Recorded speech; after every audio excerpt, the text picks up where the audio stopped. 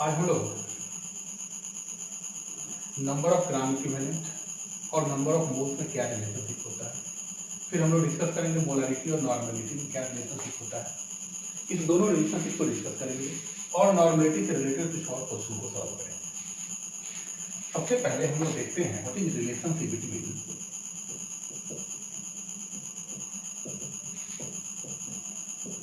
Number of gram equivalent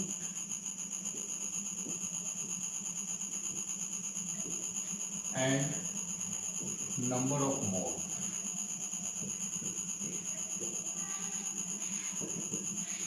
जब ये relationship हम लोग एस्टेब्लिश कर लेंगे, फिर हम लोग आसानी से नॉर्मलिटी और मोलारिटी के बीच में भी रिलेशनशिप एस्टेब्लिश कर लेंगे। बच्चों, मैं पिछले क्लास में आपको नंबर ऑफ ग्राम इक्विवेलेंट निकालने का फॉर्मूला बताया था। Number of gram equivalent is calculated by the formula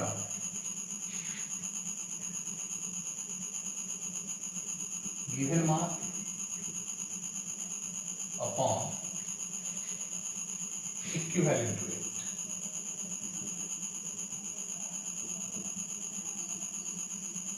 given mass of substance upon equivalent weight। इस फॉर्मूला से हम किसी भी सबस्टांस के नंबर ऑफ ग्राम इक्विवेलेंट को आसानी से फाइंड आउट कर सकते हैं। सिमिलरली, आप जब मैं आपको मोल पढ़ाया था, नंबर ऑफ मोल निकालने का क्या फॉर्मूला था? गिवन मास अपॉन फॉर्मूला मास। बच्चे, फॉर्मूला मास में पहले ही डिस्कस कर चुका हूं। एटम के केस में फॉर्मूला मास को हम लोग एटॉमिक मास कहते हैं, मॉलिक्यूल के केस में इसे मॉलिक्यूलर मास कहते हैं, और आयन के केस में फॉर्मूला मास का ही नाम आयनिक मास होता है। ये दोनों फॉर्मूला हम लोग डिस्कस कर चुके हैं। मैं आपको इक्विवेलेंट वेट निकालना भी सिखाया था। इक्विवेलेंट वेट निकालने का जो फॉर्मूला था, that is equal to formula mass upon n factor या वैलेंसी फैक्टर, हम इसको करते हैं। ये तीन फॉर्मूला हम लोग पहले ही पिछले वीडियो में देख चुके हैं। बच्चों, यहाँ ये जो एन फैक्टर है, क्या होता था? अगर एसिड होता है तो उसकी बेसिसिटी, अगर बेस होता है तो उसकी एसिडिटी, अगर सॉल्ट है तो total charge, total positive charge present on cation,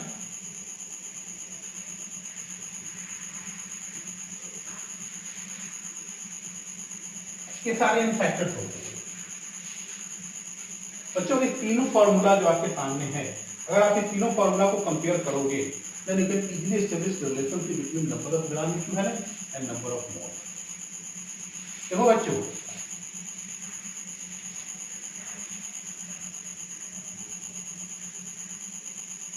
यहां से अगर मैं इस इक्विवेलेंट वेट के फॉर्मूला को इस फर्स्ट फॉर्मूला में मैं डाल दूं, देखो बच्चों, इक्विवेलेंट वेट का क्या formula? Formula mass upon n factor. इस वैल्यू को हम इस फर्स्ट इक्वेशन में डाल दें तो हमारा नंबर ऑफ ग्राम इक्विवेलेंट क्या हो जाएगा? Number of gram equivalent is equal to given mass upon equivalent weight की जगह हम क्या लिख सकते हैं? Formula mass upon n factor.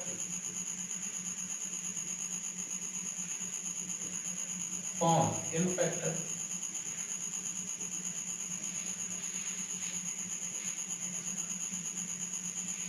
बच्चों, ये जो गिवन मास और फॉर्मूला मास का जो रेशियो है, given mass upon formula mass that is equal to number of mole.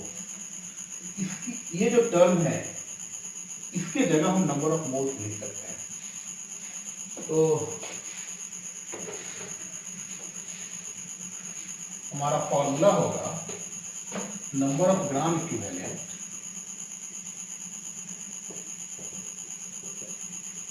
Is equal to given mass upon formula मास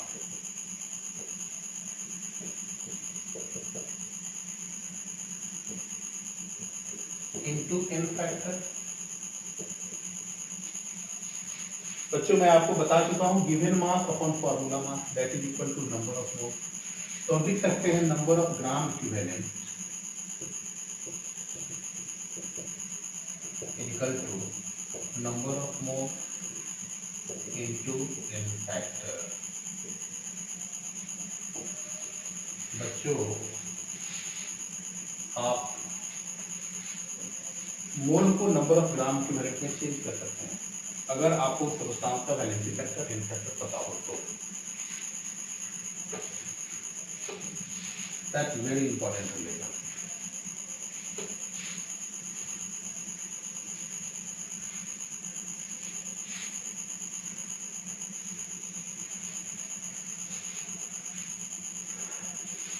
बच्चों इस रिलेशनशिप के द्वारा हम आसानी से नॉर्मलिटी और मोलारिटी के बीच में भी रिलेशनशिप एस्टेब्लिश कर सकते हैं।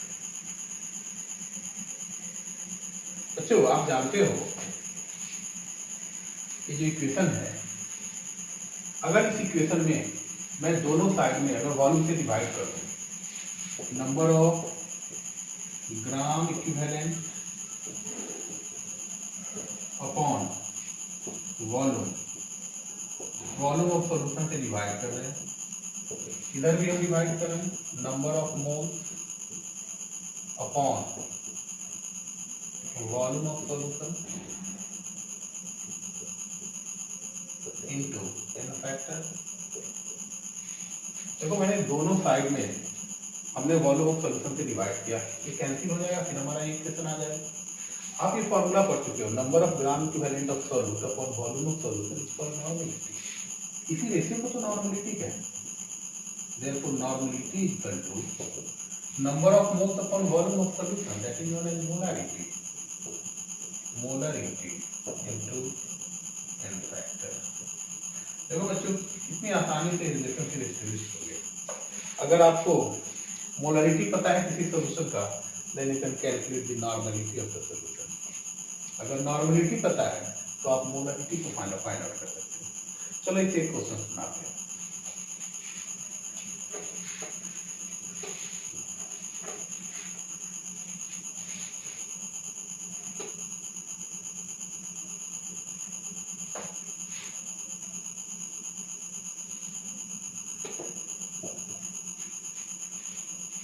Find the normality of 0.5 m solution of H2SO। Simple question. बच्चों ये capital is the unit of molarity. इस सॉल्यूशन का आपको मोलारिटी पता है, क्या है मोलारिटी? m का वैल्यू दिया हुआ है 0.5। आपको H2SO4 की H2SO4 इज एसिड, और एसिड के केस में जो n फैक्टर जिसको हम लोग वैलेंसी फैक्टर भी कहते हैं, इसकी जो बेसिसिटी होती है, basicity is what? Number of replaceable H plus ion. Here 2H plus ion is replaceable, so its density is 2। बच्चों यहाँ पर n फैक्टर जो होगा H2SO4 का ये है 2। तो अगर आपको नॉर्मलिटी निकालना है, क्या फॉर्मूला आपने पढ़ा है? Molarity into n factor. Molarity आपको यहाँ पता है 0.5 एंड n फैक्टर इसका 2 हो गया, and therefore 1n। 0.5 m solution of H2SO4 is equivalent to 1 normal solution। आप आसानी से मोलारिटी को नॉर्मलिटी में चेंज कर सकते हैं। तो इस तरह से आप क्वेश्चन को बनाएंगे। हम लोग कुछ और क्वेश्चन देखते हैं। अच्छा, पिछले क्लास में मैंने आपको कुछ फॉर्मूला पढ़ाया था, उसमें number of gram equivalent, number of milligram equivalent, strength of solution, dilution law, इन सारे से आप कुछ क्वेश्चन बना सकते हैं। कुछ क्वेश्चन को मैं अभी आपको बता रहा हूं। Find the number of gram equivalent, number of milligram equivalent,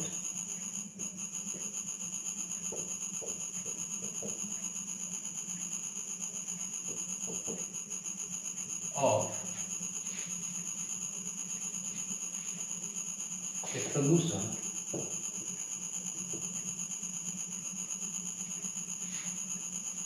if its concentration is 0.5 in and volume is 500 ml। बच्चों इस सॉल्यूशन का आपसे पूछ रहा है कि नंबर ऑफ ग्राम इक्विवेलेंट क्या होगा। What is the number of gram equivalent of solute present in this solution. कैसे निकालेंगे? आपने क्या फॉर्मूला पढ़ा था? Number of gram equivalent of solute. जब मैं आपको नॉर्मेलिटी का इंपॉर्टेंट पॉइंट पढ़ा रहा था उस समय इस फॉर्मूला को मैंने डिस्कस किया था। Number of gram equivalent of solute it is find out by the formula n into v। देखो क्वेश्चन में बच्चों वॉल्यूम मिलीलीटर में है, अगर वॉल्यूम मिलीलीटर में होगा तो यहाँ फॉर्मूला में 1000 से डिवाइड करते हैं।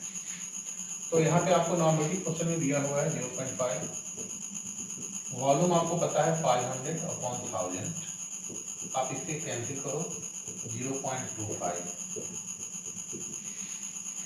Number of gram equivalent of solute. बच्चों ग्राम इक्विवेलेंट को अगर आपको मिलीग्राम इक्विवेलेंट में चेंज करना है तो आप इसमें 1000 से मल्टीप्लाई करो। 0.25 into 1000 and that will be equal to 250 milligram equivalent।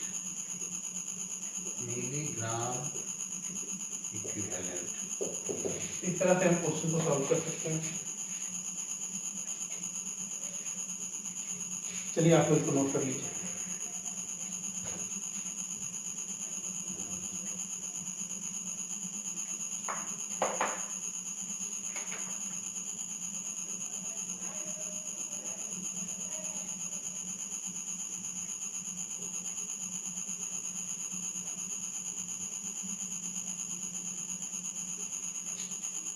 Note कर लिए।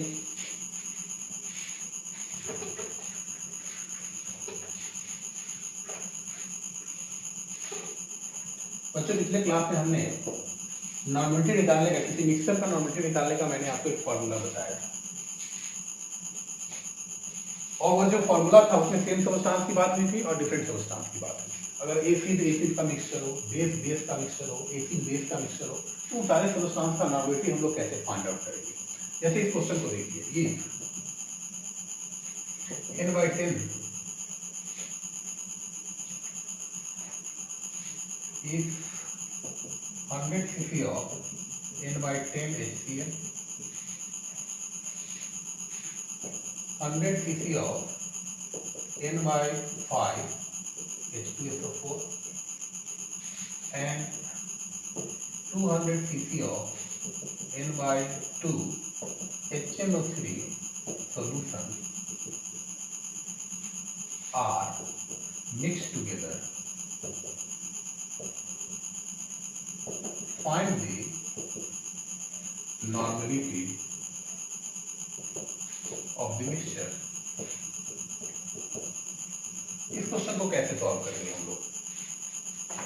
देखो बच्चों यहाँ पे ध्यान देना है कि यहाँ पे जो सॉल्यूशन लिया गया है ये तीनों क्या है? तीनों एसिड है, HCl, H2SO4, यहाँ तीन सॉल्यूशन लिया गया है, सभी सेम सब्सटेंस है, एसिड। ऐसे मिक्सचर की नॉर्मेलिटी निकालने के लिए मैंने आपको एक फॉर्मूला बनाया था। क्या फॉर्मूला बनाया था? N1V1 N2V2, क्योंकि यहाँ तीन कंपोनेंट है, therefore N3V3 is equal to normality of mixture and volume of mixture। अगर मिक्सचर के नॉर्मेलिटी को N4 मानते हैं और इसके वॉल्यूम को V4 मानते हैं, आपको करना क्या है? आपको N4 का वैल्यू फाइंड आउट करना है। बच्चों यहाँ पर जो V4 होगा that will equal to V1 plus V2 plus V3। आपको V1 का वैल्यू यहाँ पता है, V2 का भी वैल्यू पता है, V3 का वैल्यू पता है, तो आप आसानी से इस फॉर्मूला से क्या करना है? आपको N4 फाइंड आउट करना है। N4 क्या होगा? therefore N4 is equal to N1V1 plus N2V2 N3V3 upon V4 के जैसे हम क्या लिखेंगे? V1 plus V2 plus V3।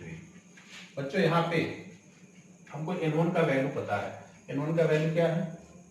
1/10 0.1 into volume हमको पता है 100 प्लस N2 का वैल्यू हमको यहाँ पता है 0.2 n/5 n/5 means 1/5n and that will be equal to 0.2n 0.2 हमको यहाँ वॉल्यूम यहाँ भी पता है 100 प्लस n3 क्या है हमारा यहाँ n/2 means 0.5 एंड यहाँ हमको वॉल्यूम पता है 200 अपॉन सभी वॉल्यूम को ऐड कर दीजिए 100 100 200 that will be equal to 400। बच्चों आपको इसको सॉल्व करना है। क्या होगा ये 10 ये होगा हमारा 20 प्लस क्या होगा ये 5 to 10 2 0 100 होगा ये अपॉन 400। हम इसको सॉल्व करेंगे 130 अपॉन 400 0 से 0 कैंसिल 40 से आप डिवाइड कर लो 13 को 40 से 13 को डिवाइड कीजिएगा डेसिमल आएगा 4 3 जा 12 0 1 0 4 2 जा अप्रॉक्स वैल्यू इसका 0.32n। This is the normality of the mixture. बच्चों इस तरह से हम लोग आसानी से नॉर्मलिटी से रिलेटेड क्वेश्चन को सॉल्व कर सकते हैं। मैंने आपको पिछले क्लास में भी बताया था कभी आपको यहाँ एसिड और कभी बेस दे देगा, अगर बेस देगा फॉर्मूला में क्या करना है प्लस की जगह क्या लगा लेना है माइनस लगाना है और इस तरह से नॉर्मलिटी से रिलेटेड क्वेश्चन को आप बना लोगे। बच्चों आज के लिए इतना है। ओके।